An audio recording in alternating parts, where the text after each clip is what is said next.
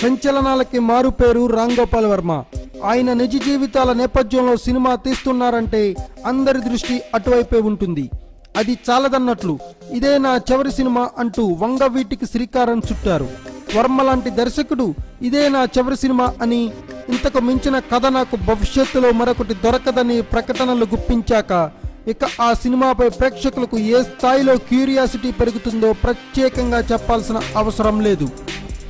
పైగా వర్మ ఎంచుకున్న సబ్జెక్ట్ అలాంటిది ఇలాంటిది కాదు, రాష్ట్ర రాజకీయాల్ని ప్రభావితం చేసింది. దశాబ్దాలుగా ప్రజల నోళ్లలో నానుతున్నదైన విజయవాడ రౌడీయిజం. ఆ తరహా అంశాలతో సినిమాలు తీయడంలో వర్మకి ఓ ప్రత్యేకమైన మార్కు కూడా ఉంది. దాంతో వంగవీటిపై అంచనాలు అమాంతం పెరిగిపోయాయి. మరి సున్నితమైన అంశాలతో ముడిపడ్డ విజయవాడ రౌడీయిజాన్ని వర్మ తెరపై ఎలా ఆవిష్కరించాడో తెలుసుకుందాం. కథ విషయానికి వస్తే, విజయవాడ బస్టాండ్లో ఓ చిన్న rowdy Vangaveeti Radha alias Sandy ఊళ్ళో ఎర్ర పార్టీ నాయకుడైన చలసాని వెంకటరత్నం అనుచరుడిగా గుర్తింపు తెచ్చుకుంటాడు. ఒకానొక దశలో ఆయన్ను మించిపోయే స్థాయిలో ప్రజల్లో పేరొస్తుంది. ఆ విషయాన్ని ఆ నోటా ఈ నోటా విన్న వెంకటరత్నం రాధా ఎదుగుదలను జీర్ణించుకోలేకపోతాడు. ఒకరోజు తన దగ్గరికి పిలిపించుకుని అవమానిస్తాడు. ఆ అవమానాన్ని భరించలేని రాధా చలసాని వెంకటరత్నంని పథకం ప్రకారం అంతం చేస్తాడు. దాంతో విజయవాడ మొత్తం రాధా చేతుల్లోకి వస్తుంది. అన్ని యూనియన్లని శాసించే స్థాయికి ఎదుగుతాడు. అదే సమయంలో విద్యార్థి రాజకీయాల్లోకి చురుగ్గా పాల్గొనే అన్నదమ్ములు దేవినేని గాంధీ అలియాస్ కౌటిల్య, దేవినేని నెహ్రూ అలియాస్ శ్రీతేజ్లు రాధకి చేరువవుతారు. రాధతో కాలేజీలో స్వతంత్రంగా ఓ స్టూడెంట్ యూనియన్ని కూడా ఏర్పాటు చేయిస్తారు. ఎదురులేని రౌడీగా చలామణి అవుతున్న రాధని అవతలి ప్రత్యర్థులు హత్య చేస్తారు. దాంతో రాధా స్థానంలోకి ఆయన తమ్ముడు రంగా అలియాస్ శాండీ వస్తాడు. రౌడీయిజం గురించి తెలియకపోయినా తప్పనిసరి పరిస్థితుల్లో అన్న బాటలోకి అడుగు పెడతాడు. అయితే అప్పటి వరకు అన్న రాధాకి అండగా ఉన్న దేవినేని సోదరులతో రంగాకి వైరం ఏర్పడుతుంది.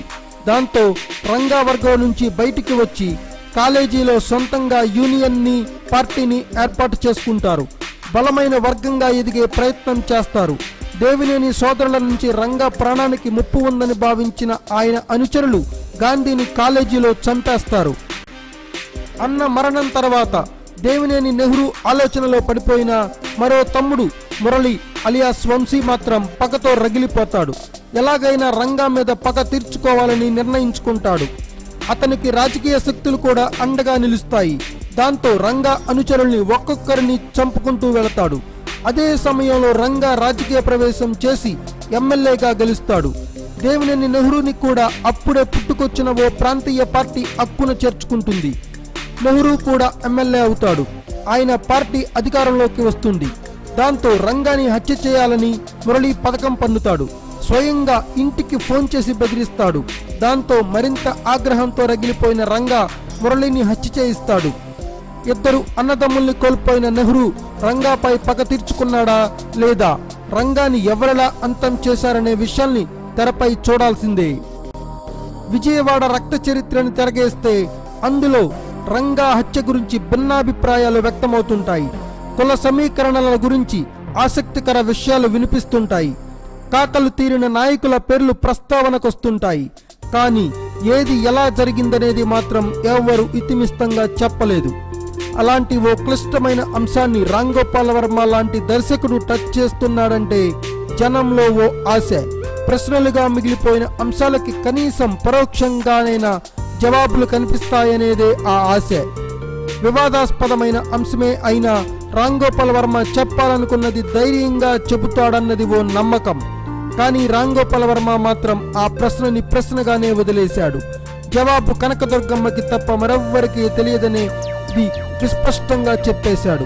దాంతో వంగవీటి చిత్రం అందరికీ చూచాయిగా ముక్కలు ముక్కలుగా తెలిసిన బెజవాడ కథకి దృశ్య రూపకంతో కూడిన ఓ వేదిక అయ్యిందంతే. ఇందులో ఒక్క కొత్త విషయాన్ని చెప్పింది లేదు. తన వాయిస్ ఓవర్తో ఈ కథని చెప్పాడు. ఆ వాయిస్ ఓవర్కి తగ్గట్లుగానే పాత్రల్ని సన్నివేశాల్ని తీర్చిదిద్దాడు. వర్మ మార్క్ సన్నివేశాల కోసమే ఈ సినిమాని చూడాలి తప్ప మరింత ఆశించి వెళితే నిరాశ తప్పదు. చలసాని నీడలో ఎదిగిన రాధా జీవితం మొదలుకుని ఓ పాఠంలా చెప్పుకుంటూ వచ్చాడు వర్మ.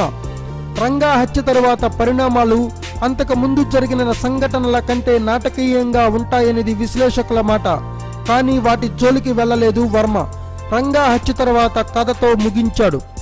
రాధా రంగాల ఎదుగుదలని చూపించిన ఎఫెక్టివ్గా మిగతా సన్నివేశాల్ని చూపించలేదు వర్మ. దాంతో తొలి సగభాగం కథ రక్తి కట్టిస్తుంది మినహా మలిభాగం ప్రేక్షకుడి సహనానికి పరీక్ష పెడుతుంది.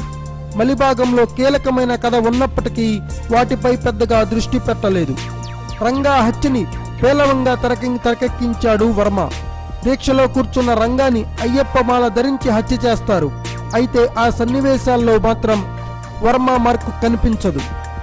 70-80ల కాలం నాటి వాతావరణాన్ని, అప్పటి పరిస్థితుల్ని ప్రతిబింబించేలా సన్నివేశాల్ని తీర్చిన విధానం మాత్రం చాలా బాగుంది.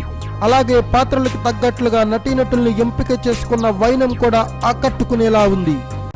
నటీనటుల విషయానికి వస్తే రాధా రంగా పాత్రలు రెండింటినీ శాండీ చేశాడు. 2 పాత్రలను ఆయన ఒదిగిపోయిన విధానం చాలా బాగుంది. అయితే ఆ పాత్రల్ని ఒకరితోనే చేయించడం, పైగా గెటప్పుల్లో కూడా పెద్దగా తేడా లేకపోవడంతో ప్రేక్షకులు ఒకంత గందరగోళానికి గురవుతారు. నెహ్రూ, గాంధీ, మురళి పాత్రలకి తగ్గట్లుగా నటీనటుల్ని ఎంచుకున్న విధానం కూడా వర్మ ప్రతిభకి అద్దం పడుతుంది. మురళి పాత్రలో హ్యాపీ డేస్ ఫేమ్ వంశీకృష్ణ చాలా బాగా నటించాడు. రత్నకుమారి పాత్రలో నైనా కూడా ఒదిగిపోయింది. అందంగా కనిపిస్తూనే భావోద్వేగాల్ని ప్రదర్శించింది. ఇక మిగిలిన పాత్రల గురించి చెప్పుకునేంత ఏమీ లేదు. సాంకేతికత విషయానికి వస్తే వర్మ సినిమాల స్థాయిలో నేపథ్య సంగీతం లేకపోయినా బాణీలు మాత్రం బాగున్నాయి. పెళ్లి పాట, రత్నకుమారి పరిచయం నేపథ్యంలో వచ్చే పాటలు సినిమాకి కొత్త కలరింగ్ను తీసుకువచ్చాయి. భావోద్వేగాల్ని ఎలివేట్ చేయడానికి మోంటేజ్ల రూపంలో ఎక్కువ పాటల్ని వినిపించారు. అవన్నీ కూడా కథలో భాగంగానే కథని ముందుకు నడిపించేలా ఉంటాయి. వర్మలోని దర్శకుడు అడుగడుగునా కట్టడికి గురైనట్లు సన్నివేశాలు చెప్పకనే చెబుతాయి. కులాన్ని, పార్టీని పెద్దగా ప్రస్తావించకుండా ఏ ఒక్క పాత్రని ఎక్కువ తక్కువ చేయకుండా బ్యాలెన్స్డ్గా తీశాడు. అక్కడే కథలోని గాఢత తగ్గిపోయినట్లు అనిపిస్తుంది. ద్వితీయార్థంలో వర్మ మార్కు సన్నివేశాలు కూడా కనిపించవు. కెమెరా పనితనం బాగుంది. ఆయా పరిస్థితుల్ని, మూడ్ని ప్రతిబింబించేలా అత్యంత సహజంగా సన్నివేశాలు తెరకెక్కాయి.